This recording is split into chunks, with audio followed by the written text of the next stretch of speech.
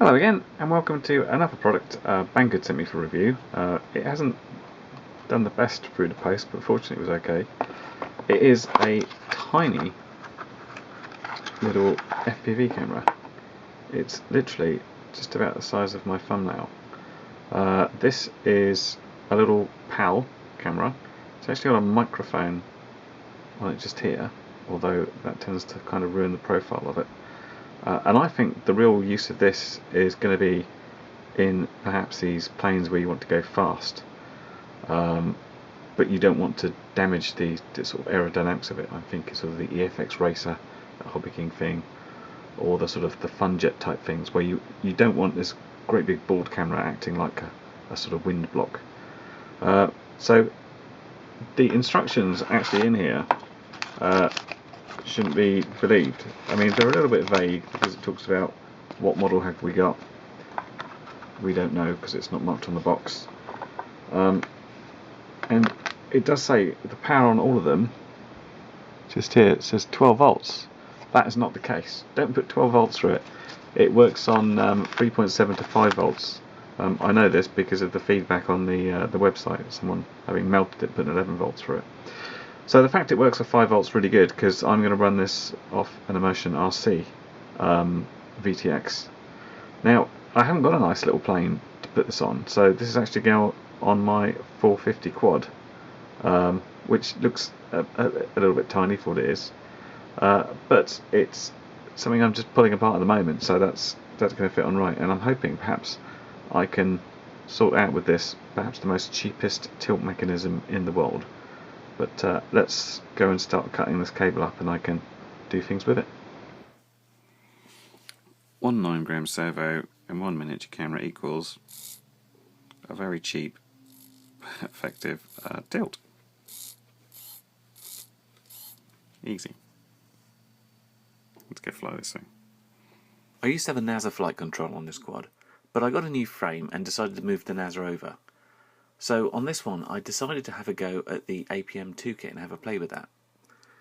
This turned out to cause me some issues though. The first thing you'll notice is that my OSD isn't updating correctly. Despite having a full GPS lock and LiPo info, it's just not coming through. I had a fly anyway and I had this horrible jello, but at least the tilt worked okay. So I had to go auto-tune, but this just made it wander around like an old drunk. It got a little bit smoother, but it wasn't really there. I spent hours and hours trying to sort the OSD out so I could at least see what my battery was to get the tuning done manually. But after trying almost everything and wasting evening after evening, I got fed up with it and so ripped the camera and the VTX off the quad to try it on something else. This is where the fact that the camera is so easily moved around is great for me. I've been used to using 12 volt cameras, so there's always some additional wiring to take into account. But in the case here, I've just borrowed Sophie's little remote control car, stuck a small 2S LiPo on to plug in the VTX, which is of course power and camera. I've simply used another rubber band and some blue tack to hold things in place.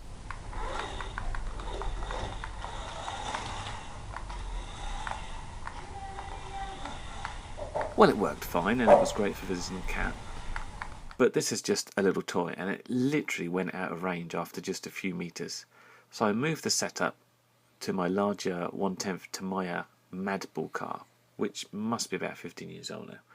Again, I'm just using the simple 2S LiPo, the Emotion VTX, and the camera blue tacked on here to the Mobius. I went to the park with Sophie and noticed I seem to have a very shaky tilt servo, so this initial little chase footage wobbles a bit. Although it's always nice to see the bemused faces of people as an apparently magic car follows a little girl around. So on the next drive, I unplugged the tilt servo and just used pan.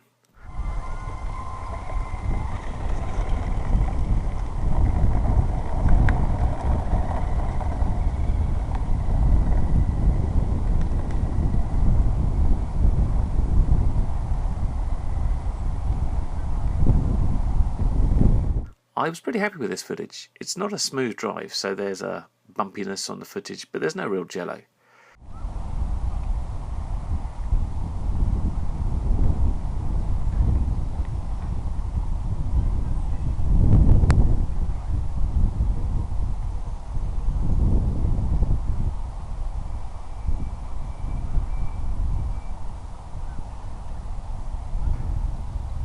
did notice that my camera was quite sharp close in, but looks less sharp further out. There's a focus ring on the camera here as the normal board camera, and it was quite loose on mine, so it's really worth focusing it as you like it and then putting in a blob of hot glue just to hold it in place. So in conclusion, I was pleasantly surprised by this camera. While you might have some struggles on a badly tuned quad, I do think on a plane this camera will be quite acceptable. The light handling isn't brilliant, so expect the picture to darken if you point it directly at the sun, but at this price it's fairly hard to fault. As I said before, putting it on small planes or perhaps putting multiple ones of these little cameras on planes so you have sort of from the wing or from the tail switch, I think will really come into its own. I will be putting it on a plane at some point, so look out for a later video coming up if you want to see how it performs. For now, of course, if you're interested in the camera, there's a link to the Banggood site in the description, and click on that if you want to check it out. I'll say bye for now. Oh.